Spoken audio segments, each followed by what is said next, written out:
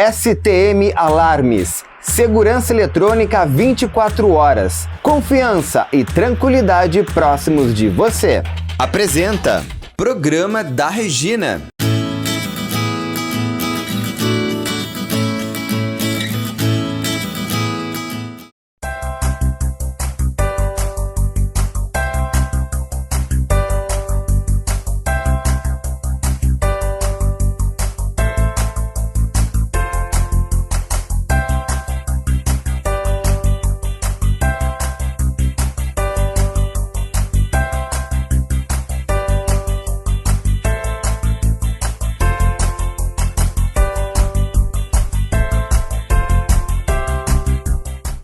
Povo aí de casa, tudo bem com vocês? Programa da Regina entrando no ar, apresentado pelo grupo STM Alarmes, Portaria Remota e Segurança Eletrônica 24 horas, com patrocínio da Elite Acting, a arte para todas as idades.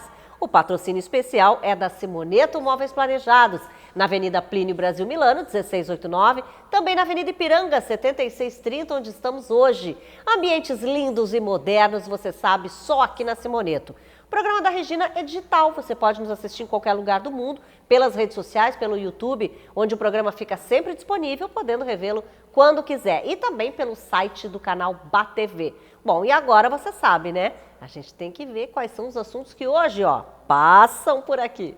Daqui a pouco no programa da Regina, não perca, eu vou falar sobre os tratamentos disponíveis para a insuficiência cardíaca. No programa da Regina, nós vamos conversar sobre os bioestimuladores, esse tratamento que eu amo e que tem efeitos maravilhosos para a melhora da pele e da flacidez. Já vamos bater um papo sobre arquitetura de museus. Não perde! Daqui a pouco mais, no programa da Regina, eu vou falar sobre bruxismo, causas e tratamentos. O que vale a pena comprar em uma liquidação de inverno? Já eu te dou umas dicas. Daqui a pouco iremos falar sobre quais chakras estão relacionados às disfunções cognitivas. Estarei falando sobre hérnias abdominais. Como identificar, como tratar e qual é o melhor tratamento atual para corrigir esse problema. No programa de hoje, recebendo aqui um parceiro querido, já amigo agora, o William Soares, que é o diretor executivo da Marpa, né? Marcas e Patentes. Vocês conhecem muito bem, porque a Marpa é realmente uma marca que não sai da cabeça dos gaúchos, né? E é isso aí que a gente sempre teve uma parceria no Teledomingo, né? E hoje tem também ainda no Instagram. Já vamos falar sobre isso, mas eu queria primeiro dar os parabéns, porque a Marpa está completando 36 anos, gente. Uma história maravilhosa, uma trajetória familiar, né? Que é bem isso que é a Marpa. Então, para começar, já é uma nova fase que está entrando aí, né, William? Boa tarde, Regina. Primeiramente, obrigado Imagina. Pelo convite. Né? Nossa parceria já vem se firmando cada vez mais. Com certeza. A gente só tem a agradecer a tua pessoa. Que bom. Né? Então, falando da Marpa, sim, é uma empresa familiar, a gente fala que ela é uma irmã para mim, né? Uma filha para os meus pais. Então, ela sim está numa nova fase, faz 2 anos, né? Quando a gente fechou 34, a gente já começou a pensar no novo jeito dela se portar no mercado. Da nova comunicação. Exatamente. E junto com a tua figura. Que bom, né? Fico muito feliz. Com a tua figura, a gente vem mudando a figura da Marpa, né? Como a gente se comunica para os nossos empreendedores, que é onde a gente bate muito hoje. Né, ao empreendedorismo. Né? Então, e, aliás, empreendedores que estão no Brasil inteiro. Isso é muito legal a gente falar, porque também o Felipe Tito se agregou, né, à Marpa, também para fazer essa comunicação pelo Brasil, porque a Marpa viaja o Brasil inteiro e está sempre trazendo novidades, né, e sempre atendendo muito bem os empresários jovens, né, ou clientes em si, que já existe. Esse sempre foi o perfil da empresa, né, estar no cliente junto ao cliente, né. Então, por isso a gente está sempre viajando, sempre nos clientes. Então, consequentemente, a gente tem clientes pelo Brasil inteiro e a gente acaba viajando. Mas com o Felipe Tito e a figura Regina, né, são duas...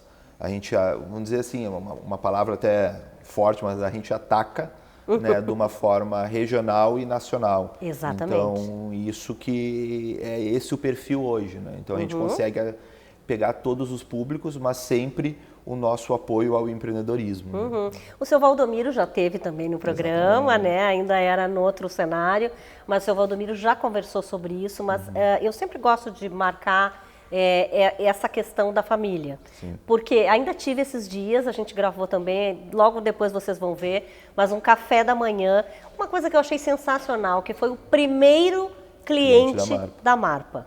E ele é cliente até hoje.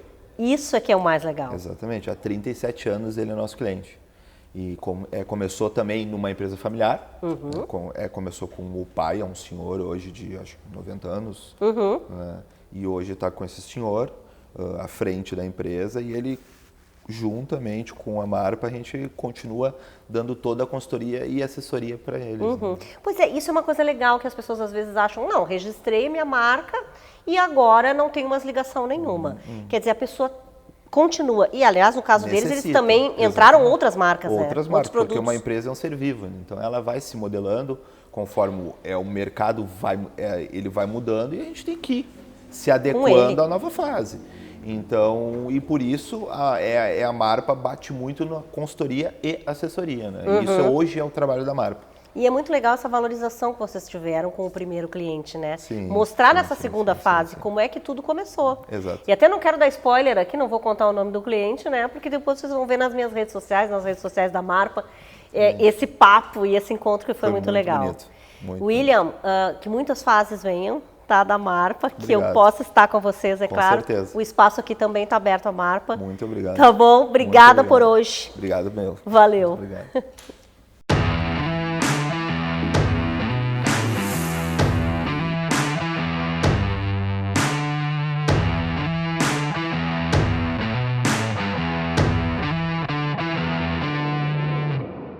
Agora, claro, você sabe que tem o espaço da Elite Acting aqui, recebendo a Ângela. Vocês já conhecem, né? É a CEO lá da Elite. E hoje, mais um projeto. Mais um. Gente, olha, eu vou dizer para vocês uma coisa. Eu fico enlouquecida de ver o número de projetos que vocês trazem aqui no programa. Tem muitos, né? Vários, na realidade. Eles estão agora, esses estão sendo apresentados, que estão sendo concluídos. E na sequência virão muitos outros também. E agora é um curta infantil. E isso é um curta do Núcleo Kids, né? Que é o Depois da Aula. Foi criado justamente pensando, né, na época das férias das crianças. Um dia nós andando na rua, eu e o nosso roteirista. Sim. E a gente viu as crianças, né, assim, indo para casa com mochilas e veio o período de férias.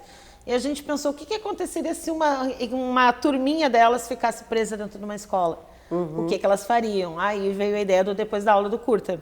E é isso, quer dizer, quantas crianças participam desse curta? Nesse tem em torno de 18 crianças, né? Eles ficaram presos na sala, ficaram de propósito na escola para aprontar com o diretor. Só que eles não contavam com uma figura estranha, um ser misterioso que aparece na escola. Até o final a gente não sabe bem quem é, é uma sombra que aparece. Então tem muita correria. Cheio de medo. Cheio de medo. Claro, bem feito, né? Bem feito, quem mandou aprontar. E tem adulto também, então, nesse elenco tem dois, né, do Núcleo do Arte, trabalhando, que é o Hernando e eu acho que é a Elizabeth, né, uma querida também que está participando. Então são dois que tem nesse núcleo, mas a maioria é Núcleo Kids. Ah, tá. E como é que... Bom, tu já me disseste como é que surgiu a história aí. Mas e como é que, por exemplo, depois que surgiu a história, né, da tua cabeça e tal, como é que tu levou isso para as crianças e o que eles acharam? Eles acharam o máximo, né? Fantástico, porque era para ser uma coisa que não tirasse eles de uma zona de conforto. Então, escola e bagunça, eles estão numa área que eles conhecem muito bem, né? Então, eles começaram a entrar no personagem, se imaginar como seria mesmo. Acho que sempre a gente se perguntou, como é que seria ficar na escola sozinho? Ou eu vi uma das crianças me perguntou como seria ficar no supermercado depois que fecha. Ai, gente, não. Né? Então elas começaram a criar essas ideias, então foi aí que começaram a se empolgar com o projeto. E tem assim, um ou dois protagonistas ou todos são Na realidade, protagonistas? todos, é a turma inteira, mas uma das meninas que é a cabeça, que a ideia veio dela. Então entendi. ela que fez todo, que foi a maquiavélica, né, que criou esse plano para incomodar o diretor, mas na realidade quem foi surpreendido foram eles. Que tempo tem esse curta? Ele tem em torno de 15 minutos. E daí ele vai estrear logo? Vai estrear logo, inclusive a gente vai mostrar ele aqui também. Ai, não, a gente já tem mostrado, né? Já, agora aqui. tudo tem, tu falou aí da sombra que aparece, tudo tem essa ligação com o misterioso, né? Com o mistério. Como criança, as crianças curtem muito isso, né? E foi muito legal que ver eles gravando, eles entraram tanto, eles ficaram assustados de fato. No meio da gravação, porque a gente tinha uma sombra, era o nosso roteirista que participou de casaco, a gente fez uma iluminação especial. E eles se assustaram de fato, então os gritos deles eram reais, a correria que eles fizeram era tudo real. Agora tu vê, né, isso tudo as pessoas quando estão assistindo não pensam. Nessa questão que tu falou da iluminação, por exemplo, Sim. né? Imagina para fazer uma sombra, essa sombra a gente conseguir gravar, mostrar como uma... O tempo que leva isso para se fazer essa iluminação. Tem toda uma preparação, a gente tem que estudar a luz que vai ser utilizada no set para conseguir filmar aquela sombra, não é simplesmente dizer, vai ter uma sombra. Porque a sombra pode aparecer para ti, mas ela tem que aparecer que é uma sombra na tela. A gente usou sombra, a gente trabalhou com máquina de fumaça também para criar uma atmosfera, né? Quanto tempo levou tudo isso? A gente foram 2 diárias. Nossa, de Uma Deus. diária toda com elenco e outra diária somente com algumas cenas extras que a gente fez com as sombras. É bom a gente esclarecer para os pais e tal, os filhos exatamente. que querem entrar, né, na elite. Por exemplo, quando são assim 2 diárias, as crianças estão, os pais vão também, vai alguém com eles? Eles ficam no local, eles podem acompanhar, mas eles devem permanecer assim, ó, sem intervir em nada. Claro, não pode fazer Não barulho. pode fazer também. barulho, não podem interagir com o elenco que está atuando, porque isso desfoca. Então eles ficam no local para dar suporte, mas eles ficam assim, ó, de castigo. Agora, sempre tem projeto, tá, gente? Sempre Vamos muito. deixar bem claro aqui que os pais que quiserem trazer, né, as crianças para a Exatamente. elite, não só crianças, como adultos, a gente Todos sempre os fala elencos, aqui, né? todas as idades. Exatamente. Exatamente isso. Então, é só ir na elite. É só procurar a gente, entrar em contato e a gente vai ter o maior prazer em receber todos para passar as oportunidades. Com certeza. Obrigada, tá, Eu que Ângela? agradeço mais uma Valeu. vez.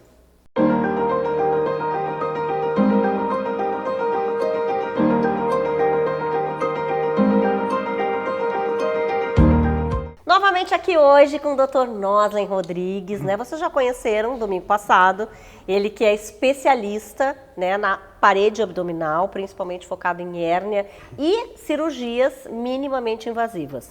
Bom, hoje a gente vai falar de uma hérnia, um tipo de hérnia que é diferente, é isso, doutor? Tudo bem? Oi, boa tarde, Regina.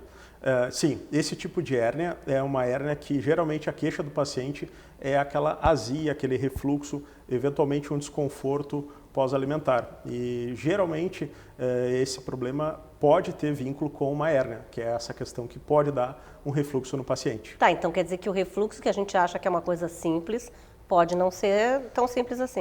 Assim, não é regra o paciente ter refluxo e ter hérnia, mas o contrário é verdadeiro. O paciente que tem hérnia é um tipo de hérnia que dá nessa região aqui, na região diafragmática, pertinho do estômago.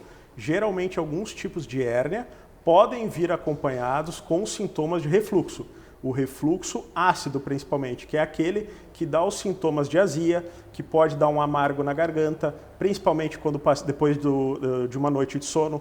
Alguns pacientes se acordam com uma queimação na garganta, se deve à posição que ele deitou, né, no período noturno, e aquele refluxo ácido pode encostar na garganta e dar esse sintoma nele. Esse é um sintoma muito clássico e ele pode ter relação com a hérnia. Como é que a gente resolve isso? Não é a maioria dos pacientes, apesar de o paciente ter uma hérnia que a gente consegue diagnosticar por alguns exames, não são todos os pacientes que se beneficiam dessa cirurgia.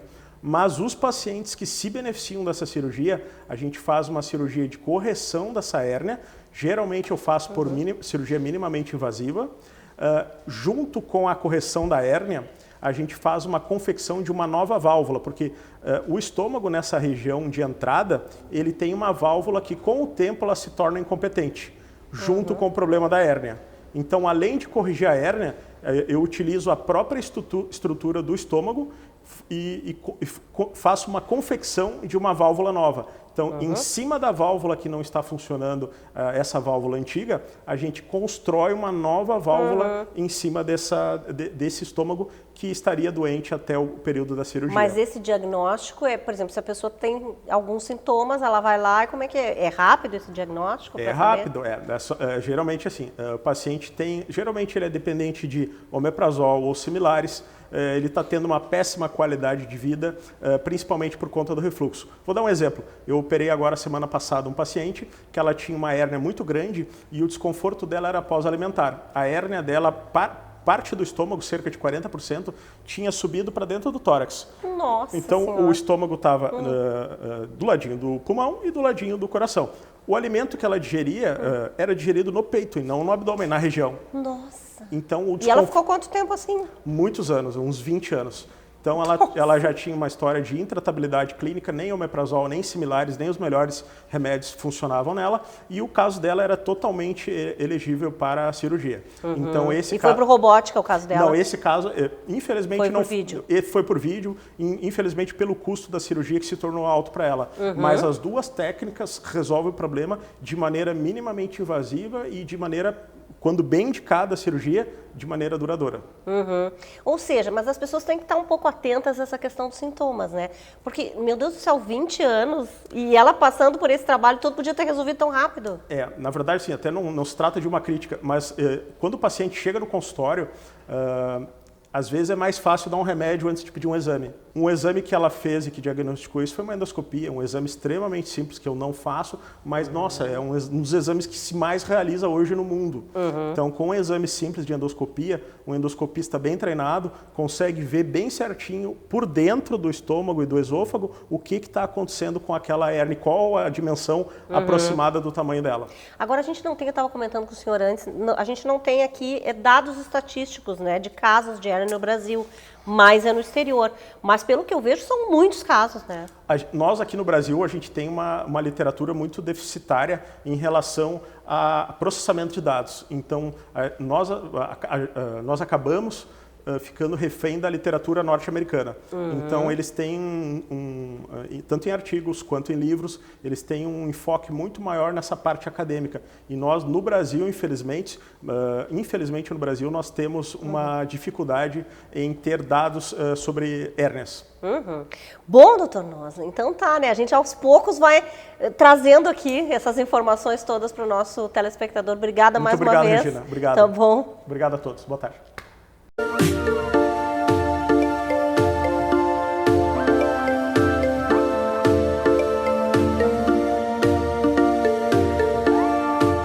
Doutora Mayra Tolfo Porto, já aqui comigo, e hoje no espaço dela a gente vai falar de um assunto que tenho certeza que vocês em casa, que nem eu, né, já vão ficar muito ligados, porque é o bruxismo. Olha, eu acho que hoje deve ser um número muito alto, né, no Brasil a gente falando, de pessoas que têm bruxismo, né, Mayra?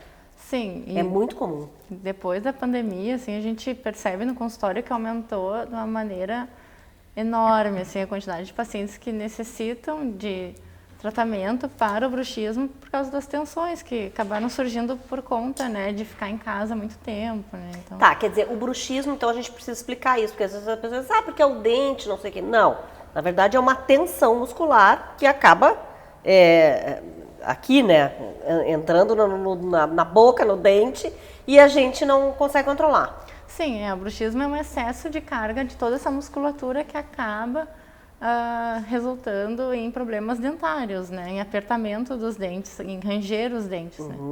E não se está falando só de crianças, né? Porque crianças também têm. As crianças também têm, daí tem alguns casos que faz parte da troca dentária, o próprio bruxismo, que quando elas estão trocando os dentes, elas acabam fazendo um pouco de bruxismo, mas pode ser por questão daí de tensão psicológica, né? O estresse, a ansiedade, tudo isso influencia também. Né? Bom, e falando em crianças, aliás, quer dizer, se ela tem esse bruxismo, isso só tende a aumentar? Ou em algum momento ele pode dar uma melhorada e depois voltar? Não, teria que avaliar. Assim, tem casos que, se for só por conta da troca dentária, ele vai acabar parando, mas se tiver alguma questão de ansiedade, estresse, daí tem que tratar, né, essa questão também. Bom, o que a gente já falou ali no início, mas detalhadamente, o que o bruxismo pode provocar nos dentes?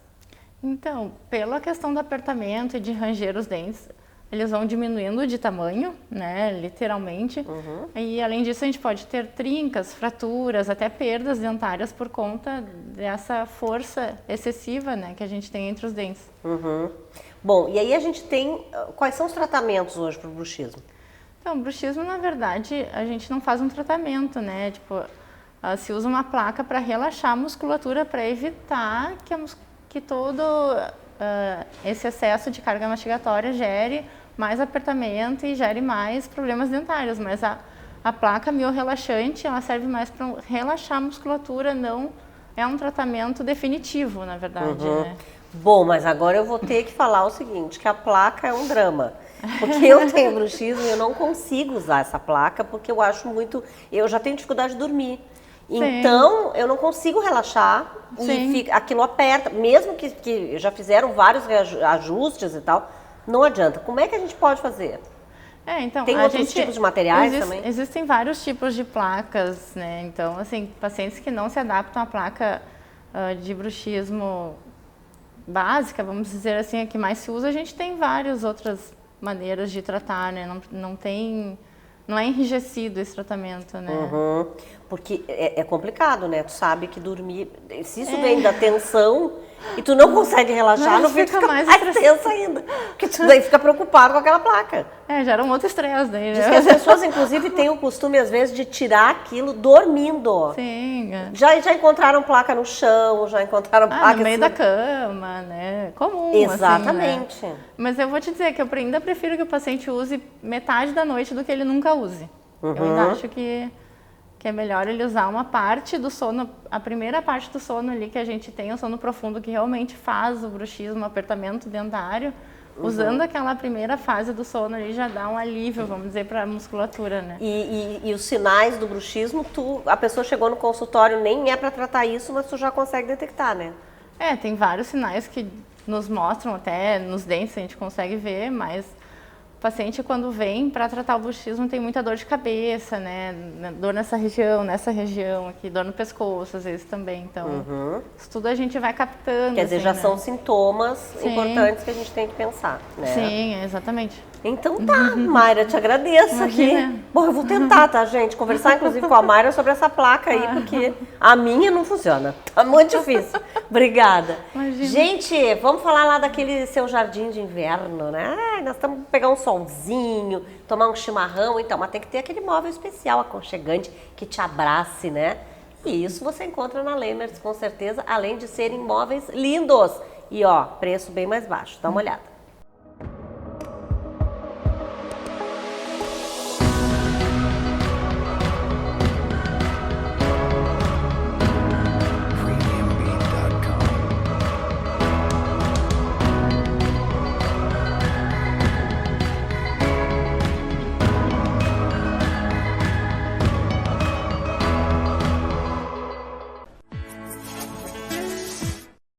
Agora tem a dica do Grupo STM, que entende muito sobre proteção de patrimônio. Mas claro que o maior patrimônio para a STM é a vida. Grades na fachada de casa são a melhor opção. É importante que quem passa na rua veja o que acontece no seu quintal. Isso inibe os invasores que não poderão se esconder por trás do seu muro e ficar à vontade para arrombar calmamente portas e janelas. E para você ficar tranquilo, contrate os serviços da STM, que atende em todo o estado e possui equipes qualificadas, serviços de monitoramento e portaria remota. Buscando sempre as melhores soluções para os nossos clientes, apresentamos o que há de mais moderno em tecnologia de monitoramento e controle de acesso para condomínios. STM Portaria Remota. São mais de 30 anos de experiência em monitoramento e segurança, com mais de 3.000 clientes satisfeitos com o nosso comprometimento. Com a portaria remota da STM, você vai ter no seu condomínio o que há de melhor em soluções tecnológicas de segurança. Reconhecimento facial de última geração para entrada e saída de pedestres. Possível redução de até 60% dos custos com a segurança do seu condomínio. Aplicativo personalizado para as necessidades do seu condomínio, com acesso a todas as soluções em segurança da STM Remota. E é claro, a combinação perfeita entre tecnologia e uma equipe de profissionais treinados, prontos para atender qualquer chamado presencial. Com a portaria remota, todas as entradas e saídas são controladas e monitoradas 24 horas por dia. É o fim de problemas com falta de funcionários ou erros humanos de acesso.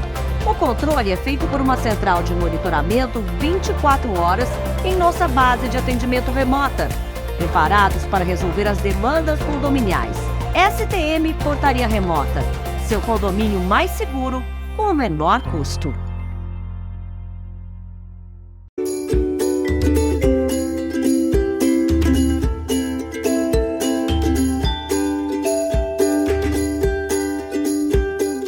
Bom, nesse espaço de beleza aqui da doutora Stephanie, beleza e saúde, né? Vamos lembrar sempre.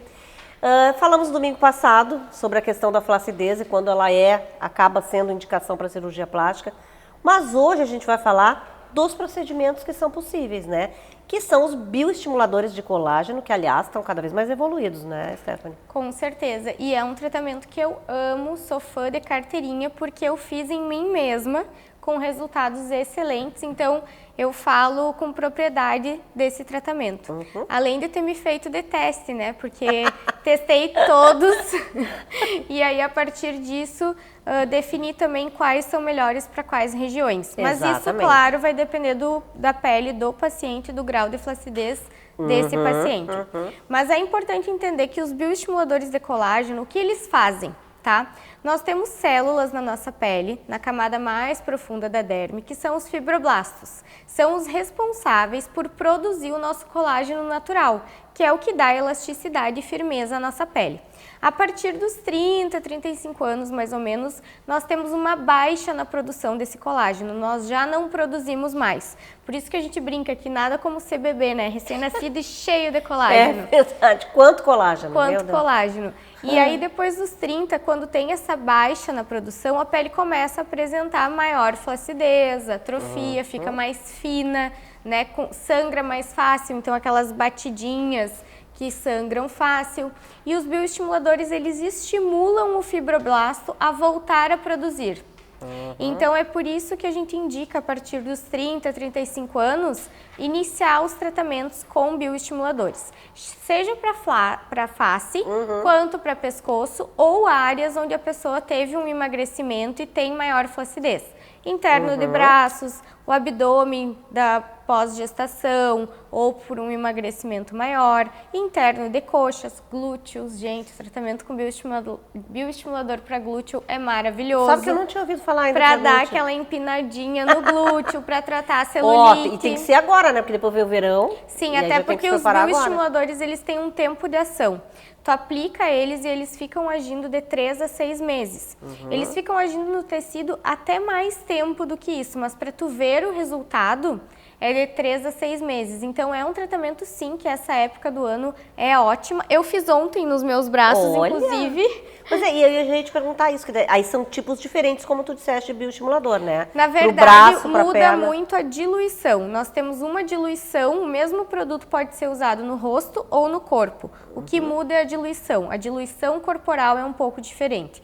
Hoje nós temos no mercado o Radiesse, que é a hidroxipatita de cálcio, que é composto pela mesma substância dos nossos dentes, por isso ele é biocompatível, nosso corpo não rejeita.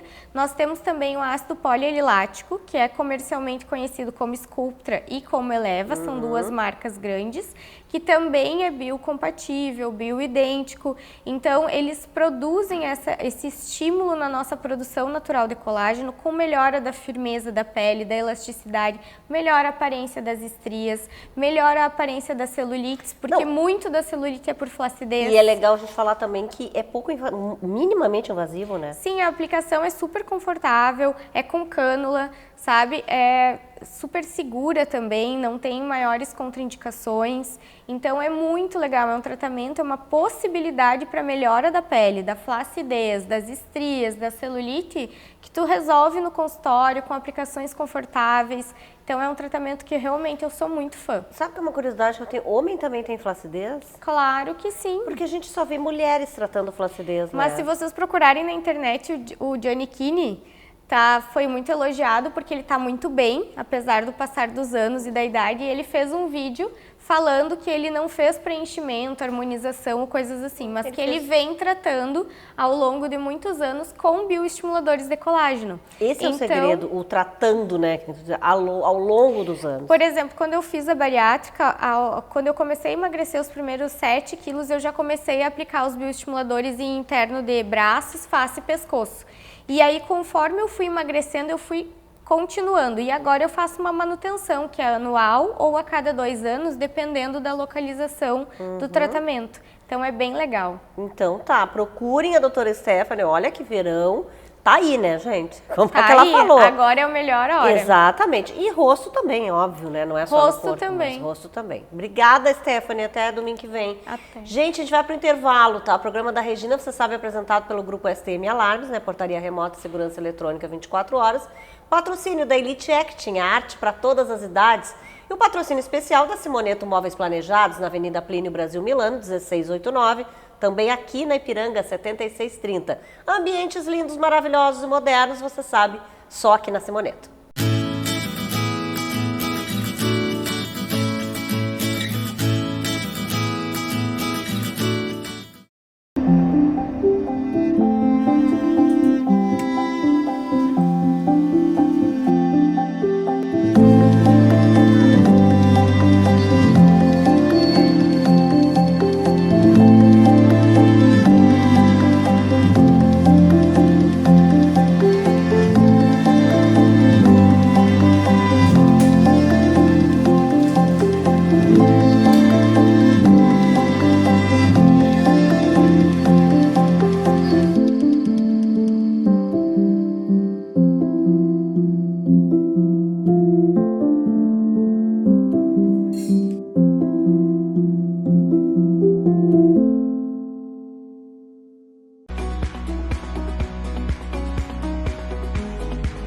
Venha com a gente construir um futuro com mais arte, fazer parte da nova geração de artistas. Venha ser Elite. The answer, it's in your hands. Buscando sempre as melhores soluções para os nossos clientes, apresentamos o que há de mais moderno em tecnologia de monitoramento e controle de acesso para condomínios. STM Portaria Remota. São mais de 30 anos de experiência em monitoramento e segurança, com mais de 3.000 clientes satisfeitos com o nosso comprometimento. Com a portaria remota da STM, você vai ter no seu condomínio o que há de melhor em soluções tecnológicas de segurança. Reconhecimento facial de última geração para entrada e saída de pedestres. Possível redução de até 60% dos custos com a segurança do seu condomínio. Aplicativo personalizado para as necessidades do seu condomínio, com acesso a todas as soluções em segurança da STM Remota. E é claro, a combinação perfeita entre tecnologia e uma equipe de profissionais treinados, prontos para atender qualquer chamado presencial. Com a portaria remota, todas as entradas e saídas são controladas e monitoradas 24 horas por dia. É o fim de problemas com falta de funcionários ou erros humanos de acesso. O controle é feito por uma central de monitoramento 24 horas em nossa base de atendimento remota, preparados para resolver as demandas condominiais.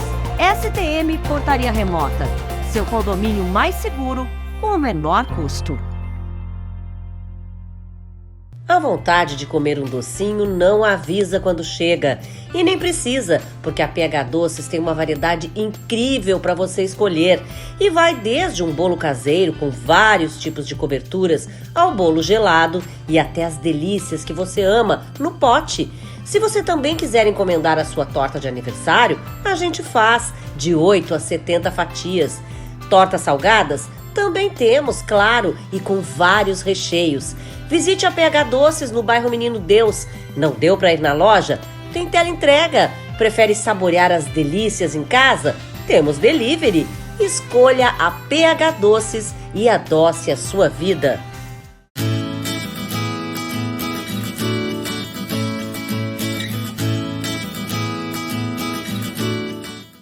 Vamos para o nosso espaço aqui das terapias integrativas com a Josie Pacheco. Tudo bom, Josi? Tudo bom. Seja bem-vinda novamente. A gente vem falando, né, no programa da Regina há alguns domingos já das distorções cognitivas, né?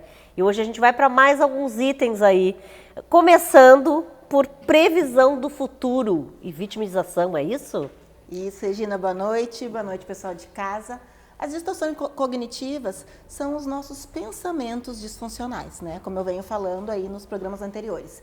E a previsão do futuro, essa distorção nos leva a prever, digamos, pensamentos negativos para o nosso futuro e também para o futuro das nossas relações interpessoais. Então, aquela pessoa que não consegue ser otimista, né? Tudo que ela pensa, ela até se bloqueia muitas vezes, né, Regina? Porque ela não vai fazer, porque ela já vai atrair um pensamento negativo. Então, ela não faz, ela não vai. Ela já vai achar algum ponto negativo naquela coisa que ela pensou. Exatamente, naquele pensamento, e ela não se permite fazer. E também para as pessoas das suas relações interpessoais. Ela acaba, chega um amigo, fala uma situação para ela, ela vai dizer, não, acho que isso não é legal. Isso não vai dar certo. Não vai dar certo, exatamente. É o velho, isso não vai dar certo. Exatamente, né? Mas isso de uma maneira realmente com uma potência, né? Isso colocando no seu, ali na sua rotina, né? E que leva, né, Regina, há muitos malefícios, né? As distorções cognitivas nos levam à ansiedade exagerada, nos levam ao sofrimento emocional e nos leva também à depressão, tá? E a vitimização é uma distorção que nos leva a não se responsabilizar pelos nossos pensamentos, emoções e pelos nossos comportamentos. Então, a gente realmente vai sempre achar um motivo para não ser responsável pelo aquele ato, né? E também vai achar um culpado. Então, também vai interferir ali nas relações interpessoais da pessoa. Ela vai olhar para alguém e transferir a culpa. Tá? Bom, e quais são os chakras? A gente até faz tempo que não fala dos chakras, Exatamente. né? Quais são os chakras que estão relacionados aí às distorções? Todas as distorções estão relacionadas ao chakra cardíaco, que fica bem no centro, né, do nosso peito. Esse chakra está diretamente relacionado aos nossos sentimentos, que sentimos por nós e pelas nossas relações, tá? Pelas pessoas que convivemos. O chakra frontal fica bem entre os nossos dois olhos, diretamente relacionado aos nossos pensamentos. Então, todos os pensamentos, nós precisamos energizar esse chakra para que a gente tenha um pensamento aí funcional, tá? E o chakra coronário, que fica bem no topo da nossa cabeça, é responsável pelas nossas crenças. E, normalmente, a disfunção está ligada às crenças limitantes, às crenças negativas, né? É o chakra que nos leva a acreditar. E todas as pessoas que têm uma distorção, ela vai acreditar no negativo, né? Se a gente for fazer um review aí dos programas passados, todas elas levam ao pensamento negativo, a não acreditar em si próprio e nas suas relações interpessoais. Bom, e tu, já vou te perguntar quais são as terapias que auxiliam, mas já que tu falasse em crenças e crenças limitantes, já sei que barras de Axis seria muito bom, com né, certeza tu já consegue. Eu sei que eu faço, aí, né, fazer uma prescrição para algum amigo, para alguém que esteja precisando. Então, assim, sim, as barras de Axis, a meditação, o reiki, o floral, a homeopatia, a constelação familiar, porque a constelação familiar traz ali como está a situação do presente e faz com que a pessoa enxergue essa situação. Porque é difícil, Regina, muitas vezes enxergar que a gente realmente está com uma distorção, né? Isso vai entrando na rotina, acaba trazendo uma patologia. E a terapia cognitivo-comportamental, que é uma terapia aí dentro da psicologia, tá? E a junção também da TCC com uma integrativa, eu digo assim, que a gente consegue eliminar quem se permite passar como um tratamento, né, Regina? Tu não pode usar uma sessão de reiki para eliminar, né, não, é uma dose de floral. Um tratamento a longo prazo. Tu tens que realmente conversar com o terapeuta e fazer aí o tratamento, né, adequado e se permitir se conhecer, ir para o teu autoconhecimento, Com né? certeza. Obrigada, tá, Josi? Eu que agradeço. Valeu.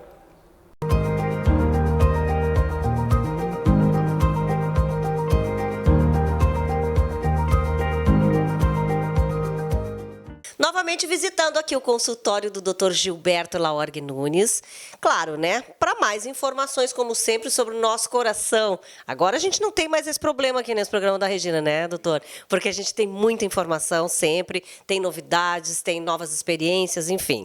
O Dr. Gilberto está aqui para isso. Hoje a gente já comentou no programa, já falamos sobre a doença que é a insuficiência cardíaca. Hoje a gente vai falar especificamente de tratamentos. Quer dizer, eu falei no plural, é isso mesmo? Tem mais de um tratamento? Tem vários tratamentos, né? A base do tratamento da insuficiência cardíaca são medicamentos, que são basicamente os diuréticos, os vasodilatadores e os chamados beta-bloqueadores, que são medicações que reduzem a frequência cardíaca, consequentemente reduzem o consumo de oxigênio pelo músculo cardíaco. Então, tudo isso faz com que o coração, mesmo dilatado, né, comprometido, ele possa ter uma função o mais próximo possível do normal. É bom a gente lembrar aqui que até na ocasião nós falamos que existem, na verdade, pode atingir o coração dilatado e o não dilatado. E esses tratamentos são basicamente os mesmos, quer o coração esteja dilatado ou não dilatado. Tá? Inclusive, recentemente foi verificado que uma medicação inicialmente desenhada para o diabetes, ela tem um papel importante no controle dos sintomas da insuficiência cardíaca, tanto com o coração dilatado quanto com o coração mais rígido, certo? Então, isso também foi um avanço em termos de tratamento. Outra coisa importante também é a questão dietética também. Né? Já que o senhor, quando o senhor falou diabetes, eu pensei em perguntar isso sobre a alimentação. Quer dizer, a pessoa também tem que controlar isso? Tem que controlar basicamente a ingesta de sal, certo? Porque o sal retém líquido e faz com que o coração seja sobrecarregado com esse excesso de líquido. Por isso que um dos tratamentos básicos da insuficiência cardíaca é o uso de diuréticos para se eliminar esse excesso de líquido do corpo. Então, a atividade física também ajuda bastante, certo? O controle da alimentação, no sentido de não abusar do sal, dieta pobre em sal, sódio, que é um componente do sal. Se tem alguma outra doença associada, diabetes, colesterol alto, hipertensão, tratar adequadamente, porque tudo isso melhora o desempenho do coração. Aliás, eu acho que é bom a gente falar sobre isso também, que a gente nunca falou. Eu acho que para todos os problemas de coração, tem que ter uma alimentação regrada, mais adequada? Com certeza, eu acho que isso, na realidade, deveria acontecer antes do problema cardíaco surgir. Todos nós deveríamos ter uma dieta e um estilo de vida mais saudável para prevenir uma série de doenças, e especificamente as doenças cardiovasculares também. Né? Bom, no caso desses tratamentos, quer dizer, pode ter que implantar, por exemplo, um marca-passo? Pode. Tá? Às vezes, essa dilatação do coração é acompanhada de bloqueios cardíacos. Então, nesse caso, é necessário se implantar um marca-passo. Também tem outros 2 dispositivos muito importantes no tratamento desses pacientes. O primeiro é o ressincronizador.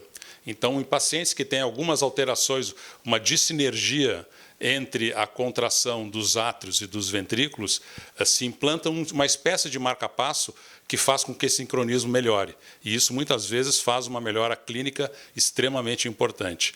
E um outro dispositivo muito importante são os cardiodesfibriladores implantáveis, que são uma espécie de marca-passo que pode dar um choque no caso de haver uma arritmia grave maligna. Tá? Porque esses pacientes que têm insuficiência cardíaca, eles têm mais chance de fazer morte súbita por arritmias cardíacas graves. Então, esses desfibriladores são fundamentais para abortar a morte súbita, porque quando começa a arritmia, ele dispara um choque e reverte esse quadro. Então, todo esse armamentário pode ser utilizado, né, para evitar, por exemplo, de ter que chegar num ponto de fazer um transplante cardíaco. Hoje em dia, com a melhora dos medicamentos, esses dispositivos implantáveis, né, que estão disponíveis praticamente para todo mundo, a necessidade de transplante cardíaco foi muito reduzida, porque a gente consegue fazer com que a sobrevida desses pacientes aumente e não se precise utilizar o transplante, que é o último recurso. Boas notícias, então, né? Obrigada, doutor Gilberto. Por hoje é só, né? Vocês já sabem, mas domingo que vem, é claro que tem mais. E a gente segue agora com o programa da Regina.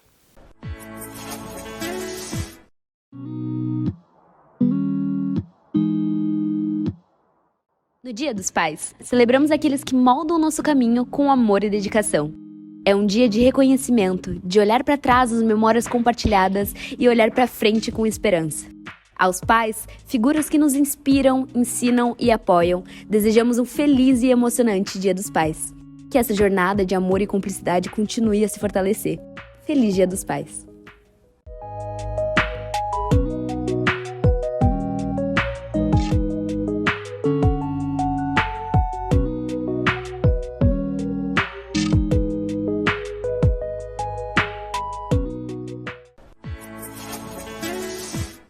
No Minuto ACG Home Care, uma empresa de atendimento domiciliar que está há 23 anos no mercado, o CEO Alexandre Pires fala hoje sobre as parcerias com os planos de saúde e seus benefícios. É extremamente importante esse assunto, justamente porque desde o final do ano de 2022 é obrigatório ter no rol das operadoras de saúde o atendimento de home care, Claro que desde que comprovado por laudos, né, essa família vai ter esse direito. Então, de acordo com cada patologia, de acordo com uma nota, né, específica do atendimento domiciliar, vai ser disponibilizado toda a estrutura para esse paciente, que pode ser da equipe de enfermagem, fisioterapia, fonoaudiologia, nutricionista, médico, até mesmo a estrutura como mobiliários, equipamentos de oxigenoterapia, materiais e medicamentos. Tudo isso liberado pela operadora. Importante salientar que precisa dar entrada, então, numa parte administrativa para conseguir ter essa liberação. E isso se faz o paciente mesmo, que às vezes está lúcido, ele consegue dar entrada, né, nesse pedido, seja mesmo temporário ou por longos períodos, ou então o familiar responsável deste paciente. É uma informação de extrema importância que precisa ser divulgada. Espero que vocês tenham gostado dessa informação que a gente trouxe aqui no Minuto ACG de hoje. E claro, para saber mais, acesse o acghomecare.com.br.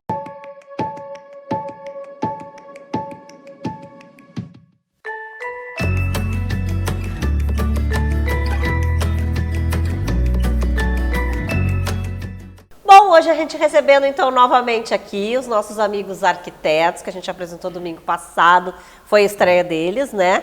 É o Luiz Fernando Holden e também o Thales Bier Ferreira. Já falamos um pouco do trabalho deles, que é, né, de revitalização, que é de restauração de muitas obras de arte, enfim, quer dizer, prédios, né, fachadas, museus. E hoje a gente quer então começar com falando especificamente dos museus, né? Qual foi o primeiro museu que vocês restauraram, enfim, que chamaram vocês? Bom, o primeiro museu foi o Museu da Cidade do Rio Grande. Eu já conhecia a diretora do museu e eu sempre reclamava para ela que a gente ia visitar o museu e não tinha nada. Ou seja, tu já tinha visitado o museu? Já, e o museu é um museu, uma cidade muito importante no Rio Grande do Sul, né? Tem uma história incrível e não contava nada, né? E aí um dia ela me chamou e disse, já que tu reclama tanto, vamos fazer o museu, vamos arrumar o museu. E aí nós começamos, isso foi lá em 2011, 2010, 2011 por aí. E aí nós começamos a trabalhar e veio um dinheiro bom do BNDES, né, para eles fazerem o trabalho. E nós conseguimos fazer, mas levamos 7 anos. Isso também é uma dúvida que eu tenho, quer dizer, esse trabalho é um trabalho minucioso, ele demora bastante. Demora, ele não nasce pronto. Ele é um trabalho de muito estudo, de muita conversa, né? Sempre lembrando isso. E de preparação de muita informação, em especial esse museu, ele tem um acervo maravilhoso, com peças, com materiais muito bem catalogados. Assim, é um museu que deu gosto de se trabalhar, né? Por causa dessa organização e tudo isso que ela tinha para trazer, né? Para ser visto, porque ele tinha passado um tempo, né? E ele tem uma fechado, característica, né, interessante, porque ele tem são 2 coleções em 2 prédios diferentes. Ah, entendi. Tá? É a coleção histórica que está numa parte da antiga alfândega de Rio Grande, e a coleção de arte sacra que está na Capela de São Francisco. Né? E nós não íamos trabalhar com a coleção de arte sacra. A gente ia trabalhar só com a coleção histórica, que era a que estava em estado precário. Mas no meio do caminho ela resolveu que a gente desse uma mexida também na coleção de arte sacra. Visual. Tá, e vocês trabalham também com o espaço interno do museu, não só com a fachada, né? Não, a gente trabalha basicamente com o espaço interno. O externo e o interno, na maioria dos casos. Mas nesse caso especificamente foi só com o interno, porque se trata de 2 prédios tombados em nível nacional. E eles, para fazer a restauração, seria muito dinheiro. Tá, mas então nesse caso eram 2 locais, o mesmo museu em 2 locais. 2 locais, 2 coleções diferentes. E a gente trabalhou menos na coleção de arte sacra, a gente só, digamos assim, que modernizou a exposição e trabalhamos mais no outro espaço da coleção histórica, porque são 700 metros quadrados o espaço e é um grande salão. E hoje tu entra lá e está dividido ele em diversos períodos da história da cidade do Rio Grande e o acervo magnífico que tem, né? Ou seja, vocês também procuram introduzir muitas novidades nisso tudo. Sim, isso é uma característica do nosso trabalho. Porque a gente acha que o museu tem que ser uma coisa interativa. Ele tem que ser, hoje não se pode mais pensar em museu que a pessoa fique passiva diante do acervo, né? Então a gente sempre procura introduzir tecnologia, equipamentos novos, né? Equipamentos novos, acessibilidade tanto visual como para cadeirantes, acessibilidade para pessoas com dificuldade auditiva. Pode tomar tua aguinha. Nesse museu em Rio Grande a gente tem uns capacetes, a gente chama, é um equipamento que te posiciona embaixo dele e só ali tu escuta aquela história que está sendo contada. Então isso veio para fazer uma audiodescrição. Por quê? Porque eles tinham muitos cegos que visitavam, tinha uma ação de uma escola que trazia, né, crianças autistas, vários deficiências que ali foram desenvolvidas para receber, né? Então foram desenvolvidos os produtos para receber esse público. Vocês não param nunca, ou seja, vocês estão sempre buscando coisas diferentes. Sim, porque a tecnologia está sempre avançando, né? E quais os maiores problemas assim que vocês já encontraram, assim, principalmente aqui nos museus do Rio Grande do Sul, além de que tu já falou que eles não contam a história? Esse eu acho que é o grande problema. Assim, a gente entra no museu e o museu não conta nada de história. E tem um outro problema também, é que as pessoas que trabalham no museu, como elas estão na comunidade, elas tendem a aceitar tudo que é objeto que as pessoas levam para lá, sem que esse objeto esteja contextualizado. É que é a história do antigo, né? Vamos reunir um monte de coisas antigas. E assim, ó, eu sempre coloco o seguinte, existe o antigo e o velho.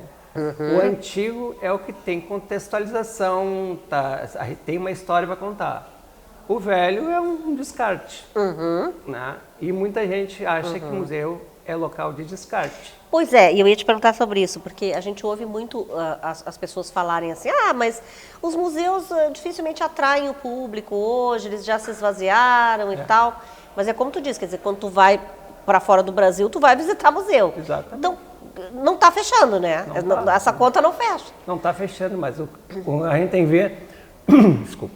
Por que no exterior se vai a museu? Porque, primeiro que tem um acervo de altíssima qualidade, né? Isso a gente não pode comparar, mas vamos com calma também, porque em termos culturais a gente não faz comparações, né? A cultura é de um determinado local. Como uma vez eu tive um caso de uma pessoa que veio da Alemanha e foi visitar a Igreja das Dores. E nós estávamos super preocupados em restaurar a Igreja das Dores, né? E ele chegou lá e achou que era uma besteira nós restaurarmos a Igreja das Dores, porque ela só tinha 100 e poucos anos.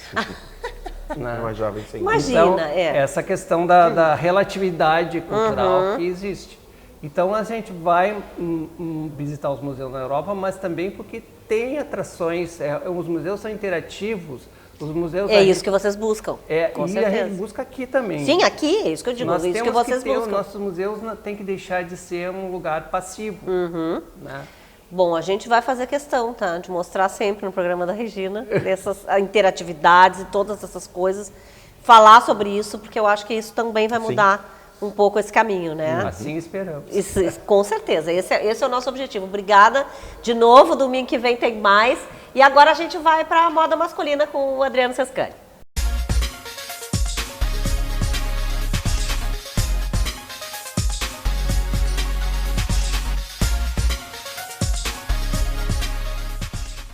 Vamos falar então de liquidação hoje. No quadro de moda masculina, claro, aqui do Dr. Adriano Sescani. E não é e-commerce, né? Não. Liquidação. Gente, quando ele vende blazer, então aí ele é doutor mesmo. É assunto sério. Agora, é o seguinte, liquidação, gente, quando a gente fala, não necessariamente é xepa, tá? Porque as pessoas têm essa coisa, né? Vamos pra liquidação, vou pegar qualquer coisa pra achar. Tudo, exatamente. Oi, tudo bem contigo? Oi, tudo. Pois é, decidi trazer esse assunto pra cá, porque agora a gente começa a ver nas vitrines as liquidações de inverno, né? E muitas boas e muitas que não estão liquidando nada, na Exatamente. E já que estamos aí nesse período que não sabemos como é que foi o inverno, porque foi rigoroso, não foi, enfim. E aí, o que a gente tem que comprar em época de liquidação de inverno, né? algumas pessoas me perguntam, então eu decidi trazer esse assunto aqui para o programa, para a gente não gastar dinheiro à toa, né? E também entrar naquela questão da compra consciente, que é muito importante, né? Tá, no caso dos homens, já vou perguntando então, casaco a gente deve comprar? Sim, deve, principalmente aquele casaco que a gente sonha, né? Porque às vezes a gente não encontra. Eu demorei muito... Ou tá muito caro, né? Ou tá muito caro. Aliás, casaco masculino é muito caro. Exatamente. Casaco bom, de lã, pesado, de couro, é caríssimo. Então, a gente tem que saber esperar a hora para comprar, né? Então, um casaco é importante, Rê. Quando a gente fala em comprar casaco, é aquele que a gente realmente não tem, né? Então, não tem por que comprar um outro casaco preto se a gente já tem um casaco preto. Né? Agora, se a gente não tem um casaco cinza, compra um casaco cinza. Então, isso é muito importante. E hoje até tem cores muito legais, né? Por exemplo, o verde militar, né? O verde menta, muitas vezes que é clarinho, mas é vermelho, né? Que tu mesmo falou. Exatamente. E comprar, aliás... Estou à procura de um casaco vermelho atenção, há muito atenção. tempo. Se alguém tiver notícias, mande foto e lugar que eu vou lá e compro. Tu tá muito afim. É muito afim. Então, assim, mas é importante essa tua colocação, Rê, porque não é qualquer cor, né, que a gente sai comprando. Então, assim, às vezes a gente vê aí roupas muito despojadas que são daquele ano. Então, a gente pode gastar uma grana numa peça que a gente não vai mais usar no próximo ano. Porque é isso. Tipo verde-limão, laranja, rosa-choque. Isso não, porque... Para os homens, porque mulher até usa. Porque o que é importante, assim, comprar peças atemporais. Eu falo muito aqui no programa, né? Então, são aquelas peças que nunca saem de moda. Então, e o que não sai de moda? São as peças lisas, né? Com cores neutras. Então, assim, também não adianta querer comprar uma roupa estampada, que a gente sabe que no próximo ano ela pode não estar mais nas coleções. Blazer ou terno? O que comprar? Na liquidação. Comprar um costume de lã fria, que no inverno ela aquece mais, mas ela pode ser usada também em outras estações do ano, porque ela não é, ao contrário do que muita gente acha, lã que vai passar calor na primavera ou no verão. Então, a lã fria é um excelente investimento, né? Então, a gente tem que ficar atento para isso, né? Porque também não adianta a gente comprar roupa de meia estação no inverno, né? Tricôs? Sim, tricôs. Eu gosto muito de comprar no final, nessa época do ano, porque realmente eles querem queimar o estoque, né? Então, a gente tem que comprar tricôs. Conselho bom também, né? Peças neutras, né? Com cortes bacanas também, que a gente nada muito pode de encontrar. Moda, assim, de modinha. Nada muito de moda, né? Então, acho isso bem importante, né? Calça também, né? A gente encontra aí muita calça, né? Eu investiria muito em calça de alfaiataria de lã, né? Ou que eu acho super bacana também, ou de veludo. Sim, veludo é uma calça que eu gosto muito também. São calças mais tradicionais, né? Mas que são... Por que são... por que valem esse investimento, né? Porque elas são mais caras, né? Então, uma calça jeans a gente consegue comprar em qualquer época do ano, né? Verdade. Uma calça de Nas moletom também, às Então, assim, a gente consegue. Agora, essas peças específicas de inverno valem muito, né? Eu comprei uma calça de lã e uso muito pouco, mas eu tenho. Né, mas é bem isso. E é uma calça que não é para usar toda hora mesmo. Não é para usar toda hora, né? Então, tá lá guardadinha, que eu sei que eu vou usar. Então, são peças. Estamparia, para encerrar, aposte nasquelas atemporais, como o xadrez, né? O Príncipe de Gales. Então, são peças que combinam muito com o outono e com o inverno. Tá bem, então, Vambora? né? Vambora. Mas claro que a gente volta domingo que vem, Vambora, senão o diretor fica bravo. Hoje, no caso, ele, tá? Que está sentado aqui. Então, o programa da Regina de hoje está terminando, apresentado pelo Grupo STM Alarmes, Portaria Remota e Segurança Eletrônica 24 horas, com patrocínio da Elite Acting, né? Arte para todas as idades. Patrocínio especial da Simoneto Móveis Planejados, na Avenida Plínio, Brasil Milano 1689, também aqui onde nós estamos, na Ipiranga 7630. Ambientes lindos, modernos, maravilhosos, só aqui na Simoneto. Vem aqui e fala com o João, viu? E cobra ele, que ele atende vocês. Tá bom? Um beijo, ó. Bom domingo, boa semana. Beijo, tchau, boa tchau. semana. Tchau.